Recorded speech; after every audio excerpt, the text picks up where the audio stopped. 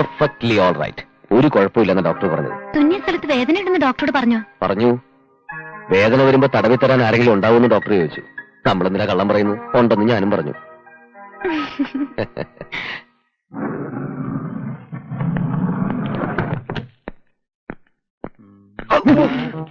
കണ്ടോ, അവളുടെ കയ്യിലാണ് നമ്മുടെ ചരക്കുണ്ടായിരുന്നത്. അത് ചോദിക്കാൻ ചെന്നപ്പോഴാണ് ആരോ കുത്തുകിട്ട് വീണത്.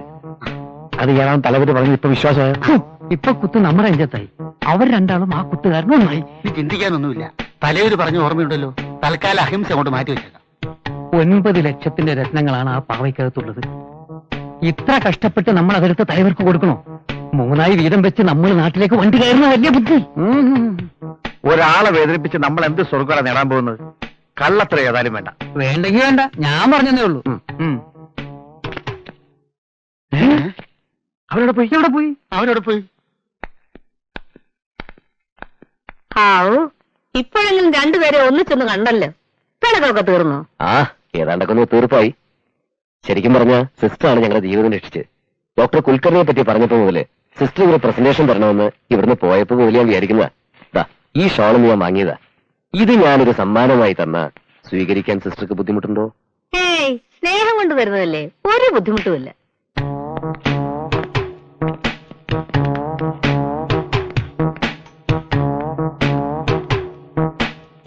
നിങ്ങള് ഡോക്ടർ കുൽക്കർണിയെ കണ്ടു അല്ലേ?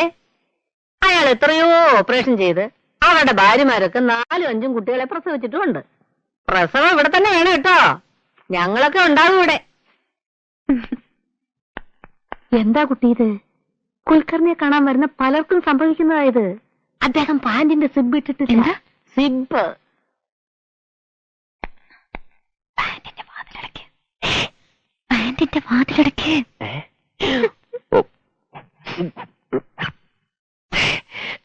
എന്തേ? വാതിലിന്റെ കൊളുത്തുപോയി. അവരാ സിസ്റ്ററോട് എന്തൊക്കെയോ പറയുന്നുണ്ട്. പാന്റ് അഴിക്കുന്നുണ്ട്. എന്തോ പരിശോധിക്കാൻ വേണ്ടി ആ സിസ്റ്ററുടെ മുറിയിലേക്ക് പോകുന്ന ലക്ഷണമുണ്ട്. അവനെ ഇവിടെ വെച്ച് പിടിക്കണോ അതോ പുറത്ത് വെച്ച് പിടിക്കണോ? ഇവിടെ നിന്ന് പിടിച്ചാൽ മതി. എന്നാലും നേരിട്ട് ഏറ്റുമുട്ടിയുള്ള ഫ്രണ്ട്ഷിപ്പ് വേണം. അന്നും നമ്മുടെ മുഖം അവൻ കണ്ടിട്ടില്ല, ഇന്നും നമ്മുടെ മുഖം അവൻ കാണുന്നില്ല. എന്തേ?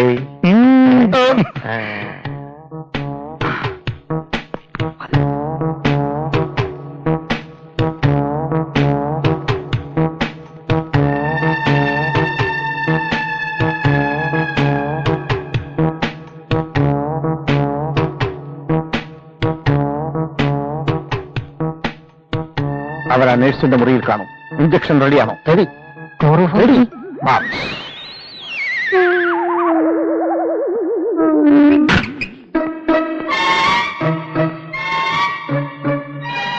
जल्दी करो.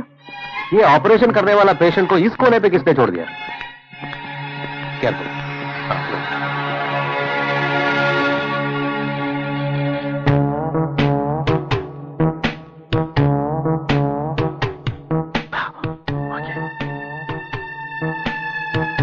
മുസ്തഫ, ഞാൻ പിന്നാപ്പറഞ്ഞത് അവനെ കെട്ടിപ്പിടിക്കണം. ഉടൻ നീ മുന്നാക്കം വന്ന് അവനെ ക്ലോറോഫോം മണപ്പിക്കണം. ബഹളം വെച്ചാൽ ആൽബർട്ടോ ഇഞ്ചക്ഷൻ കൊടുക്കണം. കറക്റ്റ്. എന്നിട്ടോ എന്നിട്ട് ഈ കെട്ടഴിച്ച് അവന്റെ തലയിൽ കെട്ടി സ്ട്രക്ചറിൽ കിടത്തി തള്ളി പുറത്തേക്ക് കൊണ്ടുപോകും. അപ്പോഴാ പെണ്ണോ? ഓളെ കാണാനില്ല.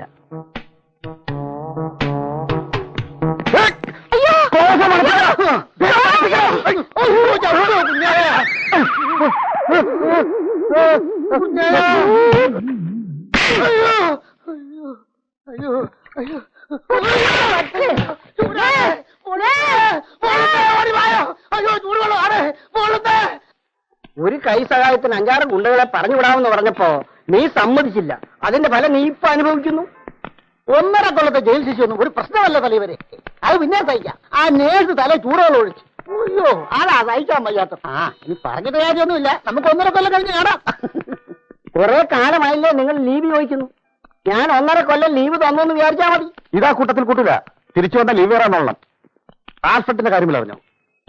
അവനെ ആള് മാറി തല ഓപ്പറേറ്റ് ചെയ്തു പോയി. ഇനി അവനെ നോക്കണ്ട മക്കളെ. കാറ്റ് പോകാതെ കിട്ടിയ ഭാഗ്യം.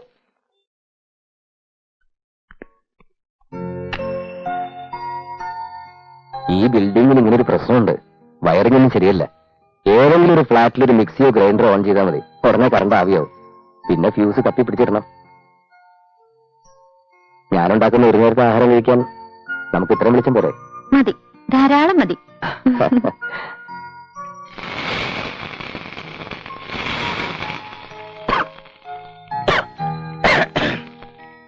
ചെറുപ്പം മുതലേ ഞാൻ നല്ലൊരു കുക്ക. ഞങ്ങളുടെ വീടിനടുത്ത് സൗദാമിന്റെ പേരുള്ള ഒരു പെൺകുട്ടി ഉണ്ടായിരുന്നു. അവർക്ക് വേണ്ടിയാ ഞാൻ ആദ്യത്തെ പലഹാരം ഉണ്ടാക്കിയത്. എന്ത് പലഹാരം അന്ന് ഉണ്ടാക്കിയത്? മണ്ണപ്പം. മണ്ണ് ചിരട്ടെ കോരിയെടുത്ത് നന്നായി അമർത്തി നിലത്തടിച്ച് ഒരു കല്ലെടുത്ത് 2 തട്ട് തട്ടിയ മണ്ണപ്പം അങ്ങനെ ചൂടോടെ നിൽക്കും. മനസ്സുകൊണ്ട് അതിലിത്തിരി ചമ്മന്തിയും 2 കല്ലുപ്പും ചേർത്ത് ഞെരിച്ചങ്ങനെ കഴിച്ചാലുണ്ടല്ലോ, എന്താ രസം അറിയോ? ആരാ ഈ സൗദാമിനി? അവർക്കിപ്പോ എന്റെ പ്രായത്തിലുള്ള മക്കളുണ്ട്. ദൈവാനുഗ്രഹം കൊണ്ട് അവർക്ക് ഡോക്ടർ കുൽക്കറിനെ കാണേണ്ട ആവശ്യം വന്നിട്ടില്ല. ഭാഗ്യം ചെയ്ത പെൺകുട്ടിയാണ് സൗദാമിനി. വലിയ തറവാട്ടിൽ പിറന്നിട്ടും എന്റെ കുട്ടിക്കാലം ഇങ്ങനെയൊന്നും ആയിരുന്നില്ല. അച്ഛനും അമ്മയൊക്കെ ഒരു ഓർമ്മയുള്ളൂ. മുത്തശ്ശിയുടെ താരാട്ടും മുത്തച്ഛന്റെ കൽപ്പനകളും എന്തിനും ആർത്തി കാണിക്കുന്ന ഒരു കൂട്ടം കുടുംബക്കാരും. 3-ാം വയസ്സിലെ പട്ടാളത്തിൽ ചേർന്ന ആരെങ്കിലും കണ്ടിട്ടുണ്ടോ? ഇല്ലെങ്കിൽ നീ എന്നെ നോക്കിയാ മതി. എനിക്ക് തറവാട് ഒരു പട്ടാള ക്യാമ്പ് പോലെയായിരുന്നു. മുത്തച്ഛൻ എന്നെ ജീവനാ. സ്നേഹിക്കാൻ മാത്രമല്ല, കൊല്ലാനും മുത്തച്ഛനെ നന്നായി അറിയാമെന്ന് എല്ലാവരും പറയാറ്. മായ എന്താ മുത്തച്ഛനെ കാണാൻ പോവാത്തെ? പോവണമെന്ന് എപ്പോഴും തോന്നും. പക്ഷേ സ്വത്തിനു വേണ്ടി തമ്മിൽ തല്ലുന്ന ബന്ധുക്കളെ ഓർക്കുമ്പോ പോവാൻ തോന്നില്ല. എല്ലാവരെക്കാളും മുത്തച്ഛൻ എന്നെയാണ് വിശ്വാസം, സ്നേഹവും ഒക്കെ. ഞാൻ എന്തിനെങ്കിലും എതിർ നിന്നു എന്നറിഞ്ഞ മുത്തച്ഛൻ പിന്നെ ജീവിച്ചിരിക്കില്ല. മുത്തച്ഛൻ അറിഞ്ഞുകൊണ്ട് മുത്തച്ഛന്റെ സമ്മതത്തോടെ ഞാൻ ഇഷ്ടപ്പെടുന്ന ഒരു ജീവിതവും എനിക്കുണ്ടാവില്ല. ഞാൻ എന്താ ചെയ്യാ? ജീവിതവും പറ.